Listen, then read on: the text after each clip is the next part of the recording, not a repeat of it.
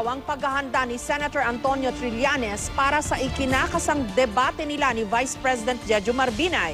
Ayon naman kay Binay, hindi na niya kailangan pang maghanda. Tiniyak ng kapisanan ng mga broadcaster ng Pilipinas o KBP na magiging patas ang debate. May report si Sandra Aguinaldo. Masabi na pwede ka nang pumunta rito.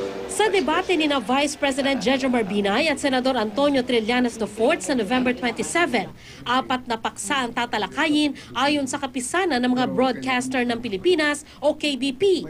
Overpriced ba ang Makati City Hall Building 2? Kay Binay ba ang farm sa Batangas? Nararapat ba ang Senate hearing kung saan tinatalakay ang ilang akusasyon laban kay Binay? Legal ba ang pork barrel at Disbursement Acceleration Program o DAP? The balance ito, Sandra, no? Dahil na there will be also the Vice President will also take an affirmative side on 2 other issues. No? Ang maging sa negative side yan, of course, si Senador Trillanes. Tila kampante si Binay sa debate na hindi na raw kailangang paghandaan pa. Wala ka ba i-ready doon? Paano yun? Batid na issue na ito.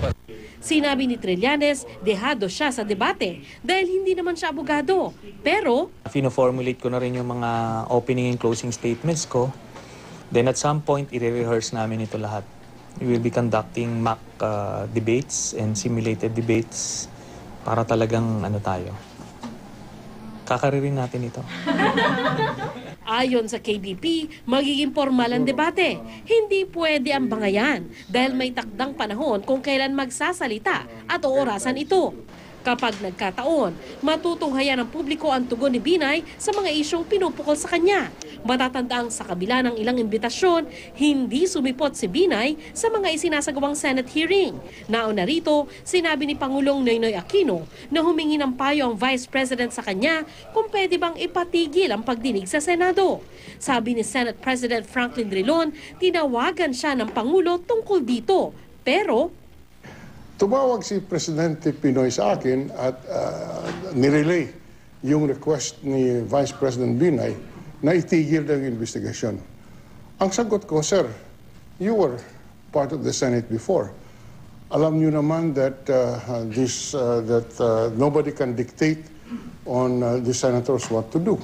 Kanina, dumalo sa misa sa harap ng Makati City Hall si Binay, kanyang misis at 2 anak na mga nadawit din sa investigasyon sa Senado.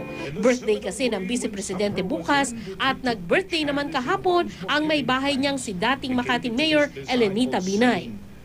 May wish si Mrs. Binay para sa kanyang mister. Good health, peace in his heart, and peace for everybody. May regalo naman daw si Trillanes kay Binay. Siguro yung birthday gift natin, ilalabas na lang natin sa susunod na hearing. Sandra Aguinaldo, GMA News.